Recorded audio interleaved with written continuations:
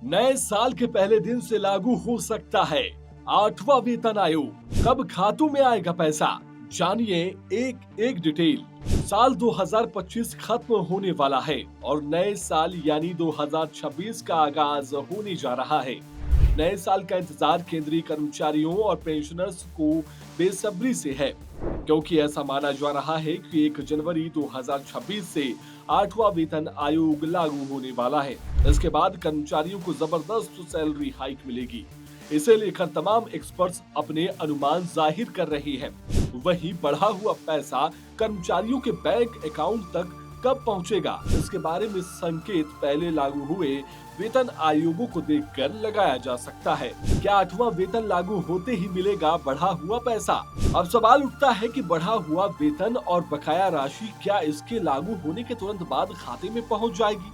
इसके जवाब के लिए इतिहास पर नजर डालें तो संशोधित वेतन और बकाया राशि वास्तव में कर्मचारियों तक पहुंचने में समय लगता है। सेवेंथ पे कमीशन 31 दिसंबर 2025 को औपचारिक रूप से समाप्त हो जाएगा और इसके साथ ही केंद्र सरकार के कर्मचारियों और पेंशनर भोगियों के बीच 8वें वेतन आयोग का आगाज होगा। हालांकि अगले वेतन संशोधन के बारे में तो तमाम अनुमान आ रहे हैं, लेकिन इसकी डेडलाइन और वास्तविक भुगतान पर स्पष्टता अभी बाकी है। पहले की परंपरा को देखें तो अगर 1 जनवरी 2026 को कागजों पर नया सैलरी स्ट्रक्चर प्रभावी हो सकता है, लेकिन एक्सपर्ट कह रहे हैं कि वास्तविक वेतन संशोधन और बकाया राशि मिलने में समय लग सकता है। पहले के वेतन आयोगों की तरह कर्मचारियों को प्रतीक्षा के लिए तैयार रहना चाहिए, यानी ये उम्मीद नहीं करनी चाहिए कि बढ़ी हुई सैलरी तुरंत उनके बैंक खातों में दिखाई देगी।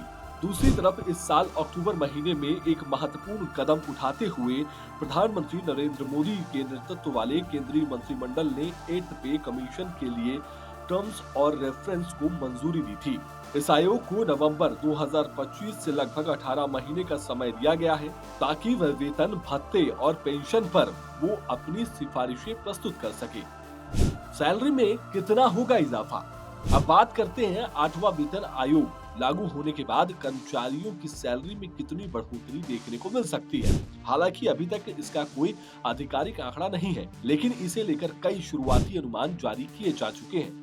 एक्सपर्ट्स के मुताबिक पिछले वेतन आयोगों और वर्तमान आर्थिक परिस्थितियों के आधार पर ये सभी अनुमान लगाए जा रहे हैं। 6वें वेतन आयोग के लागू होने के बाद औसत वेतन में करीब 40% की बढ़ोतरी हुई थी। वहीं 7वें वेतन आयोग ने 2.57 के फिटमेंट फैक्टर के आधार पर लगभग 23 से 25% की वृद्धि की थी। 8वें वेतन आयोग के लिए प्रारंभिक अनुमानों से पता चलता है कि वेतन में 20% से 35% तक का इजाफा देखने को मिल सकता है। सैलरी तय करने में अहम माने जाने वाला फिटमेंट फैक्टर 2.4 और 3.0 के बीच रहने की उम्मीद है। इससे खास तौर पर न्यूनतम और एंट्री लेवल पर सैलरी में अधिक वृद्धि हो सकती है। हालांकि एक्सपर्ट्स का कहना है कि ये सिर्फ अनुमान ही है, गारंटी नहीं। बहरहाल, आपका क्या आकलन है कि 8वें वेतनमान के लागू होने पर कितनी सैलरी हाइक होगी? कमेंट में हमें जरूर बताएं। नमस्कार।